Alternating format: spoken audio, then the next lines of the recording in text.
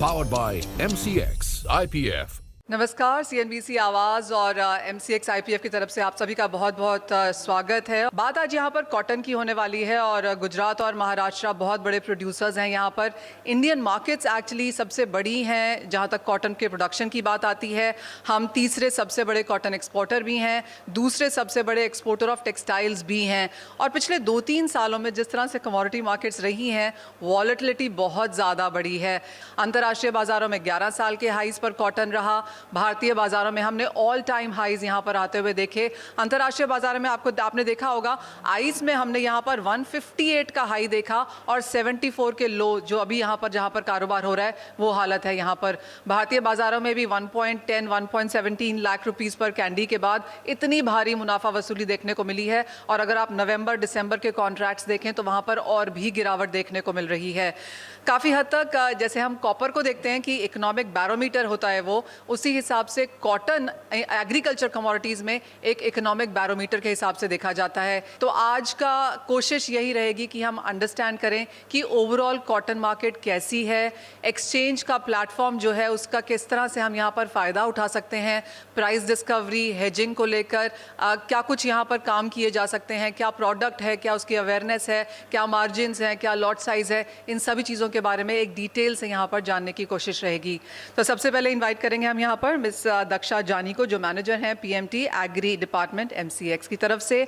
हमारे साथ जुड़ रहे हैं मिस्टर केतन अमृतलाल कोटक, जो डायरेक्टर हैं जेवी कमोडिटीज़ प्राइवेट लिमिटेड के। इनवाइट करना चाहेंगे मिस्टर हर्षित रुघानी को, जो पार्टनर हैं एसवी एंटरप्राइजेस के। सभी का बहुत बहुत शुक्रिया, स्वागत है आपका यहाँ पर फिर से। दक्षा, आपको बुलाना चाहेंगे अगर आप एक कॉन्टेक्स्ट सेटिंग कर सकें कि क्या है कॉन्ट्रैक्ट, कैसे ट्रेड करता है कॉटन मार्केट्स में यहाँ पर। आज हम कॉटन कमोडिटी की बात करेंगे। तो 2011 में अक्टूबर में कॉटन कॉन्ट्रैक्ट फ्यूचर्स एक्सचेंज पे लॉन्च किया गया है और वो राजकोट का डिलीवरी वाला कॉन्ट्रैक्ट है। और उसमें उसकी ज़रूरत ये थी कि जो भाव की वधघट है कॉटन मार्केट में, और कॉटन जो कमोडिटी है वो अंतर्राष्ट्रीय कमोडिटी है, उसका व्यापार वैश्विक बाज़ार में होता है। भारत के सिवाय अमेरिका और चीन में भी प्रोडक्शन भी होता है, कंजम्पशन भी होता है। और तो उसके वजह से भाव में जो वधघट आती है, फ़क्त और फ़क्त डोमेस्टिक फंडामेंटल के सिवाय इंटरनेशनल फंडामेंटल भी उस पर भाव पे असर करते हैं। तो कॉटन कॉन्ट्रैक्ट की भारत में ज़रूरत थी और उसके वजह से इंडस्ट्री की डिमांड के बेस पे ये कॉन्ट्रैक्ट डिज़ाइन किया गया है। और प्रोडक्ट एडवाइजरी कमेटी सेबी की गाइडलाइन से मार्केट का इनपुट लेके क्या क्वालिटी पैरामीटर रहेगा, ट्रेडिंग पैरामीटर रहेगा, वो डिसाइड करके एक रेगुलेटरी कमेटी में डिस्कस करके सेबी के अप्रूवल के साथ ये कॉन्ट्रैक्ट लॉन्च किया गया है। और अब तक प्रत्येक वर्ष, जैसे कि कॉटन एग्रीकल्चर कमोडिटी है, कपास खेत में उगता है, तो उसमें क्लाइमेटिक कंडीशन और नेचुरल प्रोडक्ट है, तो उसमें बहुत सारे वेरिएशन होते हैं एवरी ईयर। तो वो वेरिएशन को ध्यान में रख के मार्केट में, हाजिर मार्केट में कैसे व्यापार होता है कमोडिटी का, कॉटन का, उस हिसाब से अलाइन करके कॉन्ट्रैक्ट की design every year product committee में वो रिव्यू करके उसको मॉडिफाई किया जाता है और उस हिसाब से फ्यूचर्स पे ट्रेड होता है। अभी लास्ट सीज़न में देखा गया कि 3-4 साल से जो कॉटन की मिल है, जो कठान खरीदती है, वो लोग जो भी टर्म्स कंडीशन रखते हैं, तो क्वालिटी पैरामीटर में आरडी कलर ग्रेड के लिए कॉटन कलर के ऊपर उसका भाव की बहुत इन्फ्लुएंस रहती है।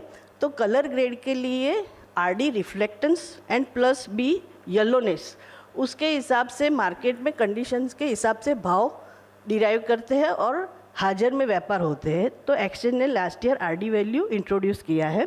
2011 के पहले क्या होता था कि किसी को रेफरेंस प्राइस चाहिए कि व्यापार क्या चल रहा है, तो इंटरनेशनल एक्सचेंज में कॉटन कॉन्ट्रैक्ट में क्या व्यापार हो रहा है, क्या भाव से हो रहा है, उसकी सीधी असर अपने हाजिर मार्केट पे होती थी। अभी जब ये एक्सचेंज पे ये प्लेटफॉर्म आ गया तो एक domestic reference price cotton contract के द्वारा एक रेफरेंस प्राइस मिल गया है। रेफरेंस प्राइस जो है वो प्राइस डिस्कवरी के बेस पे होता है और आने वाला नई सीज़न अक्टूबर, नवंबर, दिसंबर के कॉन्ट्रैक्ट मई में लॉन्च कर देते हैं। तो फार्मर, जीनर, एक्सपोर्टर, स्पिनर अपनी पूरे साल आने वाली सीज़न में कितना कारोबार करना है, कौन से भाव से करना है, उसका पहले से प्लानिंग कर सकते हैं रेफरेंस प्राइस के ऊपर से। जो भी कॉटन इंडस्ट्री से जुड़े हैं, फाइनेंशियल प्लेयर है, एक्सपोर्टर है, जिनर स्पिनर है, वो जभी फिज़िकल मार्केट में और भारत में गुजरात, महाराष्ट्र, मध्य प्रदेश, आंध्र प्रदेश, कर्नाटका, तमिलनाडु, पंजाब, हरियाणा, राजस्थान, मध्य प्रदेश और ओडिशा, ऐसे 11 स्टेट में कॉटन का उत्पादन होता है, व्यापार होता है, एक्सपोर्ट होता है।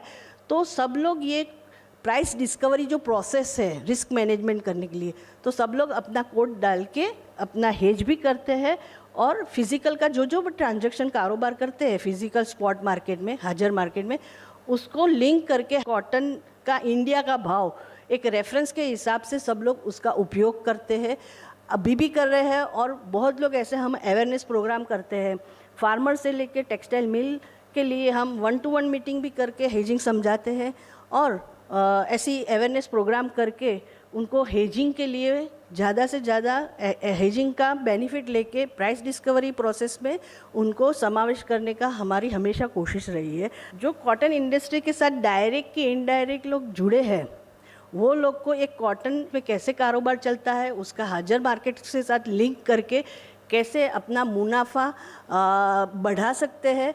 अदरवाइज़ की प्राइस की मूवमेंट है वो अनफेवरेबल हो गई मेरे व्यापार के साथ, तो वो टाइम पे उसको हेज करके मेरा जो प्राइस रिलेटेड रिस्क है उसको मिनिमाइज़ कैसे करके मैं हेज करूं, उसके लिए ये हमारे आगे भी पैनल चर्चा रहेगी। उसमें हम डिटेल में वो हेजिंग के ऊपर और कॉटन कॉन्ट्रैक्ट के ऊपर चर्चा करेंगे। धन्यवाद।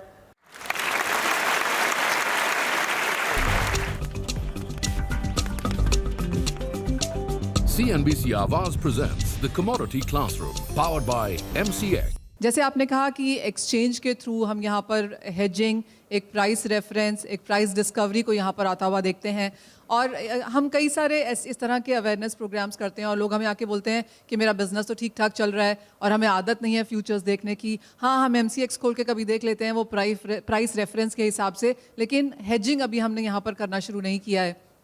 आई थिंक ये साल, पिछला साल आपको क्लियरली बताता है कि हेजिंग करना कितना ज़्यादा ज़रूरी है, क्योंकि जब किसानों ने इस बार फसल की बुआई की थी और जो हार्वेस्ट तक यहाँ पर प्राइसेस आए हैं उसमें बहुत बड़ा फ़र्क है। आपसे ही पहला सवाल है, जिस तरह से पिछला एक साल कॉटन के हिसाब से रहा है, एज एन इंडस्ट्री पार्टिसिपेंट आपने कैसे देखा है ये साल? मैडम, लास्ट ईयर में जो प्राइस का फ्लक्चुएशन आया है वो शायद रिकॉर्ड ब्रेक है। आज तक इतना बड़ा डिफरेंस हमने कभी देखा नहीं है। तो ये बात आपने आज तक कॉटन में इतना बड़ा डिफरेंस नहीं देखा? और कितने सालों से आप हैं इस मार्केट में? मैं 35 साल से ये लाइन में हूँ, मैंने आज तक कभी नहीं देखा। 2012 में एक बार हुआ था ऑलमोस्ट डबल, लेकिन तब 30,000 के भाव थे और वो 60,000 हुआ था। इस बार 50,000 का 1,15,000 तक हमने माल बेचा है। तो अब ये चीज़ ये प्रूव करती है, जैसे दक्षा मैडम ने बोला कि एक प्राइस रेफरेंस के लिए ये प्लेटफॉर्म बनाया गया है। तो 2011 के पहले जो भी रेफरेंस था वो डिमांड सप्लाई के ऊपर था। आज ये प्लेटफॉर्म्स आ गए हैं तो ये एक सहूलत हो गई है कि लोगों को अपने माल को हेज करके चलना चाहिए। ये कंपलसरी हो गया है क्योंकि इतने बड़े वॉलेटिलिटी में कोई भी नहीं टिक सकता। लास्ट ईयर भी स्पिनिंग मिल वालों ने बहुत नुकसानियाँ की है क्योंकि वो हेज नहीं थे, अवेयरनेस कम है थोड़ा। तो ये अवेयरनेस बढ़ाना बहुत ज़रूरी है। जो आप कर रहे हैं जो ये प्रोग्राम, उससे डेफिनेटली अवेयरनेस आएगा और इससे हेजिंग प्लेटफॉर्म में जाना सबको कंपलसरी हो जाएगा। केतन भाई, ये सवाल आपसे है। हमें समझ में आता है कि बहुत ज़्यादा उठापटक है, पिछले 2 साल तो काफ़ी मुश्किल वाले रहे हैं कमोडिटीज़ के लिए, कॉटन के लिए भी। जैसे हर्षित भाई ने कहा, एक अवेयरनेस की ज़रूरत है, हेजिंग करना ज़रूरी है। 40-50% मिलें कॉटन की, छोटी छोटी जो हैं स्पिनर्स हैं, टेक्सटाइल्स हैं, जिनिंग मिल्स हैं, काफ़ी नुकसान उन्होंने यहाँ पर उठाया है। लेकिन क्या अब भी लोग हेज करने आ रहे हैं? हाँ मैडम, हमने 2011 से देखा है कि ट्रेडर्स जैसे कि फिजिकल के मार्केट के ब्रोकर्स है, FPOs है, कोडिनर बेस्ड FPOs है मैडम, वो एक्सचेंज में डिलीवरी दे रहे हैं। Compare to last 4-5 years madam, जो प्राइस वॉलेटिलिटी की डिस्कस हो रही थी, तो काफ़ी मिलर्स है एंड स्पिनिंग वाले जो है, इवन एक्सपोर्टर्स है, वो एक्सचेंज के प्लेटफॉर्म से डिलीवरी लेके अपना शिपमेंट जो है पर्टिकुलर कोई डेट पे उसको डिलीवरी चाहिए तो वो फिक्स प्राइस करके एक्सचेंज में से डिलीवरी बाय कर रहे हैं मैडम। केतन भाई, एक केस सिनेरियो हमारे लिए बना के दीजिए। अगर एक किसान है, समझिए, जब भाव इतना तेज़ चल रहा था, जब वो बुआई कर रहे थे, तब एक्सचेंज का फ़ायदा वो कैसे उठा सकते थे? एक जिनिंग मिल वाला या एक टेक्सटाइल वाला उस समय कैसे एक्सचेंज का फ़ायदा ले सकता था, और अभी क्या करने की ज़रूरत है? अगर एक केस सिनेरियो, एक केस स्टडी हम बनाएं यहाँ पर। मैडम, मैं मिलर्स और एक्सपोर्टर्स का एग्जांपल दे रहा हूँ। लाइक एवरी 2-3 महीने का भी यान जो स्पिनिंग मिल वाला है मैडम, वो फॉरवर्ड में बेच के चल सकते हैं। वो उसका प्राइस अवेलेबिलिटी फॉरवर्ड मार्केट में ऑलरेडी अवेलेबल है। अगर उसको वहाँ पे 3 महीने 4 महीने का शिपमेंट जो है वो फॉरवर्ड में बेच रहे हैं, तो सामने इधर उसको फिजिकल मार्केट में कॉटन परचेज करना पड़ेगा, तो जो मिल के लिए वो काफ़ी डिफिकल्ट है कि उसकी इतनी इन्वेंट्री, उसका फंड, वर्किंग कैपिटल ब्लॉक हो जाएगी। तो एक्शन में 15 से 20% मार्जिन दे के वो एक्शन में अपनी every month on month, like अभी अक्टूबर नवंबर दिसंबर कॉन्ट्रैक्ट ऑलरेडी एक्शन में अवेलेबल है, तो मंथ ऑन मंथ का वो यहाँ पे प्राइस फिक्स करते फॉरवर्ड मार्केट में वो शिपमेंट सेल कर सकते हैं। एंड इंडियन मार्केट में अगर वो परचेज कर रहे हैं तो उसको रुपये की वॉलेटिलिटी इफेक्ट भी नहीं आएंगे मैडम। रक्षा, एक्सचेंज क्या कर रहा है इसके लिए? क्योंकि क्लियरली एक ज़रूरत है, जिस तरह का बाजार है, मार्केट को चाहिए भी है, और इसके साथ अभी ज़्यादा काम हो रहा है, जो ऑफ कोर्स इंटरनेशनल मार्केट्स में फिर उसको हेज कर देते हैं या फिर एक्सचेंज पे करते हैं। डायरेक्टली यहाँ पर बाजार प्लेटफॉर्म पे क्यों नहीं आ रहा? जो बिग प्लेयर है, क्योंकि यहाँ मार्जिन रखना पड़ता है 10 से 15%, और जीनर जो है उनको एक ट्रेडिशनल वे से काम करने का 2-3 जनरेशन से वो कर रहे हैं, तो इतने अवेयर नहीं है। और बहुत लोग को हेजिंग क्या है वो समझ में नहीं आता, क्योंकि उन्होंने हाजिर में कपास लिया, जिनिंग में प्रेसिंग फैक्ट्री में अपना प्रोसेस किया और सीधा मिल को डायरेक्ट बेचा है। अब तक वो लोग ने वही किया है। तो एक और रेफरेंस प्राइस, पहले कभी 2011 के पहले ऐसे रेफरेंस प्राइस नहीं थे, बिलैटरल ट्रेड होते रहते थे। और मैं राजकोट में हूँ, मगर मेरे को गुजरात का कि महाराष्ट्र का भाव नहीं मालूम होता है, तो ऐसे ट्रेडिशनल वे से कर रहे हैं। मगर अभी 2011 से बहुत सारे जीनर राजकोट और सौराष्ट्र के जो है, महाराष्ट्र के, तेलंगाना, जहाँ प्रोड्यूसिंग सेंटर है, वहाँ के जीनर एक्सचेंज से अभी जुड़े हैं कि भाई ये एक जगह है कि एक अल्टरनेट मार्केट है कि अपना हाजिर में तो हम धंधा करते हैं, मगर एक्सचेंज पे भी हम डिलीवरी दे सकते हैं। इसके लिए हमने ये कंपलसरी डिलीवरी रखी है, और सेबी ने लास्ट 5 दिन में स्टेगर डिलीवरी प्रत्येक महीने में रखी है। तो जीनर को अभी अवेयरनेस धीरे धीरे डेवलप हो रहा है। बहुत सारे जीनर है कि भाई हाजिर में मेरे को 15-20 दिन, 1 महीने की क्रेडिट पे कभी माल देना पड़ता है, मगर एक्सचेंज पे 30 तारीख को डिलीवरी दी, 7 दिन में पैसा मिलता है। तो एक्सचेंज एक काउंटर पार्टी रिस्क है कि क्वालिटी दिया, अच्छी क्वालिटी देके एक्सचेंज की जो डिफाइन की हुई कॉन्ट्रैक्ट स्पेसिफिक है, उस हिसाब से मैंने रेंज में क्वालिटी दी है, सर्टिफिकेट है, डिलीवरी दो, 30 तारीख को डिलीवरी दो, 7 तारीख के अंदर मेरे को पैसा अकाउंट में आ जाता है। और बायर को एक फ़ायदा वो है स्पिनिंग मिल को, कि उनको एक अच्छी क्वालिटी की कॉटन की गारंटी। तो एक्सचेंज एक काउंटर पार्टी रिस्क है, और हम बहुत सारे सेबी की गाइडलाइन के माध्यम से एफपीओ, जीनर, स्पिनर, एक्सपोर्टर, सब जो कैटेगरी है उनके साथ एसोसिएशन के साथ जुड़ के फिज़िकल में हम ज़्यादा ऐसे अवेयरनेस प्रोग्राम करते हैं, जैसे आज हमने किया है आपके साथ, वैसे हम एसोसिएशन के साथ जुड़ के भी करते हैं। तो अवेयरनेस बढ़ रही है। और अभी सबको लास्ट ईयर, जैसे कि कोविड लॉकडाउन था, वो टाइम पे कोई डिमांड नहीं थी, प्रोडक्शन सब बंद था, कपास के भाव एकदम नीचे गिर गए थे, और जीनर को भी कुछ कपास नहीं मिल रहा था, गांठ नहीं थी, तो पूरा मार्केट एकदम स्टेगनेंट हो गया था। चाइना की डिमांड नहीं थी, जो हम एक्सपोर्ट करते थे, 1/3 अपना एक्सपोर्ट चाइना में होता है, तो मार्केट एकदम बॉटम लेवल पे चला गया था। और 1.5-2 साल का लॉकडाउन जब भी ख़त्म हुआ, तो इंटरनेशनल मार्केट में कॉटन की ज़बरदस्त डिमांड आई, उसके सामने अमेरिका में और भारत में प्रोडक्शन कम हो गया और डिमांड बढ़ गई। तो ये भाव की जो वधघट है, तो वो पहले भी लॉकडाउन के टाइम पे भी बहुत लोग ने नीचे में हेज किया है, तो वो लोग सेफ गार्ड हो गए। अभी भाव बढ़ रहे हैं, उसको भी जो लोग ने हेज करके जुड़े हैं वो लोग ने सेफ गार्ड हुए हैं। और वो ऐसे क्लासिक केस स्टडी सब लोग ने मार्केट में, अपने ही मार्केट में ऐसे देखे, तो ये सर हमारे पास बहुत ऐसी डिमांड आई है कि हमको और हेजिंग की अवेयरनेस चाहिए। एज ऑफ नाउ किस तरह का पार्टिसिपेशन है एक्सचेंज में? फार्मर्स और एफपीओज का बहुत बड़ा योगदान फिलहाल अभी वॉल्यूम में नहीं है, तो कहाँ से ज़्यादातर पार्टिसिपेशन आप देखते हैं? अभी हमारे इधर जो पार्टिसिपेशन है, तो जीनर कैटेगरी का ज़्यादा है, क्योंकि जीनर और जो बायर का है, तो स्पिनिंग मिल लेती है, टेक्सटाइल मिल थोड़ा हेज करती है, मगर डिलीवरी उनको ज़रूरत नहीं है, क्योंकि वो कपड़ा बनाते हैं, तो यान मार्केट में लेते हैं, तो कॉटन को वो हेज कर सकते हैं। ज़्यादा पार्टिसिपेंट जीनर का इसके लिए है कि उनको क्रेडिट में माल बेचना पड़ता है, कि कपास खरीदा, पड़ता बैठा, गांठ तैयार हो गई, तो मिल को बेच दें, मगर उसमें क्रेडिट में बेचना पड़ता है। एक्सचेंज में उनको जो क्वालिटी है उसका प्रीमियम भी मिलता है और पेमेंट की गारंटी है। जो फिजिकल मार्केट में वो थोड़ा यहाँ वहाँ होता है, तो ज़्यादा पार्टिसिपेंट अभी जीनर का है। CNBC Awaaz presents the Commodity Classroom, powered by MCX IP. As of now जिस तरह की क्वालिटी एक्सचेंज पर है वो इंडस्ट्री के लिहाज से ठीक है? क्या कॉन्वर्सेशंस हैं आपकी एक्सचेंज के लिए? थोड़ा कॉटन में दूसरे कोई नहीं आ रहे, उसका कारण यही है कि थोड़े स्पेसिफिकेशंस ज़्यादा है, ये नेचुरल फाइबर है। और इसमें क्या है मैडम कि मान लो कि मैं आज दिसंबर या जनवरी में डिलीवरी देता हूँ, तो उसमें जो वेट शॉर्ट आता है वही अगर जून में ये लोग डिलीवर जिसको करते हैं उसमें वेट गेन भी आ सकता है। आफ्टर बारिश इसमें वेट गेन होता है। उनको ये भी कैलकुलेट करना पड़ता है कि हम डिलीवरी देते हैं तो ये खर्चा है, उसके सामने 1% का हमको ये भी लॉस आ रहा है। जबकि इन लोगों को क्या है, वो फिर से जहाँ डिलीवरी देंगे, वो मान लो जून जुलाई में वो डिलीवरी गया है तो उन लोगों को वो गेन मिलता है, लेकिन यहाँ पे लॉस। उसके सामने एक प्रावधान डिलीवरी में ये अच्छा है कि मान लो कि आपने इस साल क्वालिटी बहुत बढ़िया है पूरे इंडिया का, क्योंकि जब बात चाहिए था तभी बारिश मिला है, तो एक प्रावधान ये है डिलीवरी में कि अगर आपका स्पेसिफिकेशन से अच्छा है तो उसमें एक प्रीमियम मिलता है। तो आज ये लोग जो बोल रहे हैं आरडी वैल्यू 75, तो आज वो 78 आ रही है। तो उसका जो प्रीमियम है या लेंथ 29 mm का इनका कॉन्ट्रैक्ट है और 30 mm आ रही है, तो इनका ये प्रावधान है उसमें वो बैलेंस हो जाता है। तो इसके सिवाय अभी कोई और लोग इसमें एंटर नहीं हो रहे। मेजर जिनर्स और एक्सपोर्टर्स ही आ रहे हैं। केतन, आप कहेंगे एक्सचेंज प्रोएक्टिव है यहाँ पर, क्योंकि इतनी बार कॉन्ट्रैक्ट स्पेसिफिकेशंस और चेंजेस यहाँ पर एक्सचेंज कर सका है?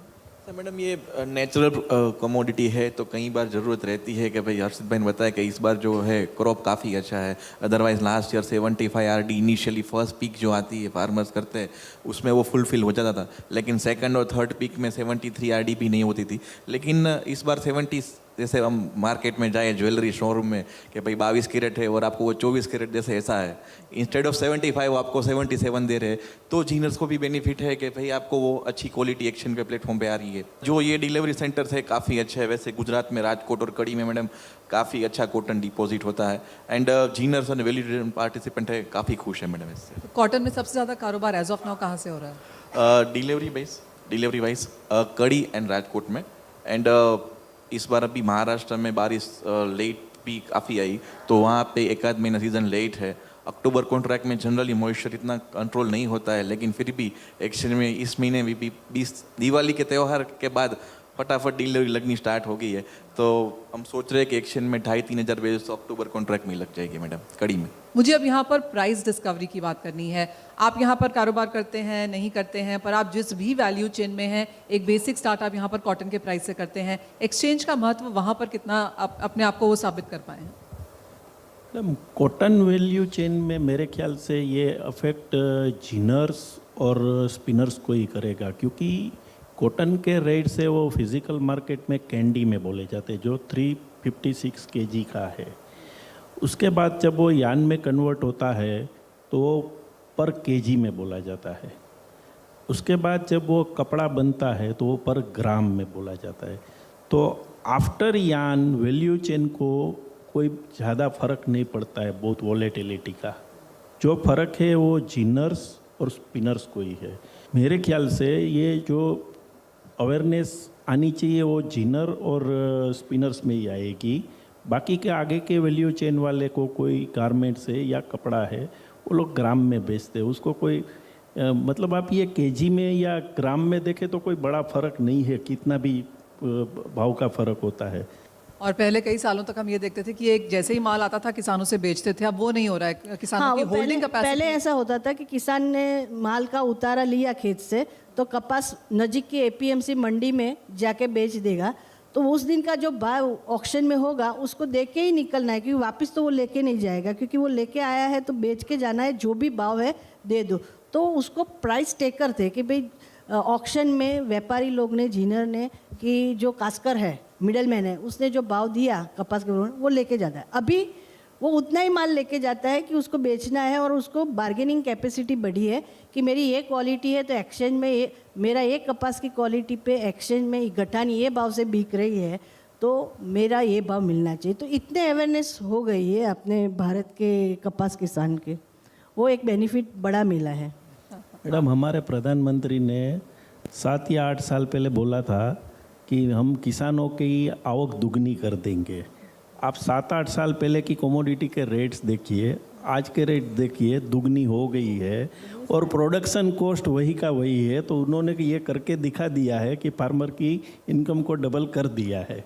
So, एक इंटरेस्टिंग चीज़ है, हम गोल्ड को तो गोल्ड बोलते हैं, क्रूड को ब्लैक गोल्ड बोलते हैं, और कॉटन एक ऐसी चीज़ है जिसको हम वाइट गोल्ड बोलते हैं। क्लियरली चाहे प्रोडक्शन के तौर पर देखिए, प्राइसिंग देखिए, इसका यूजेज देखिए, इंटरनेशनल ट्रेड देखिए, वो नंबर्स ऑफ कोर्स यहाँ पर काफ़ी बड़े हैं।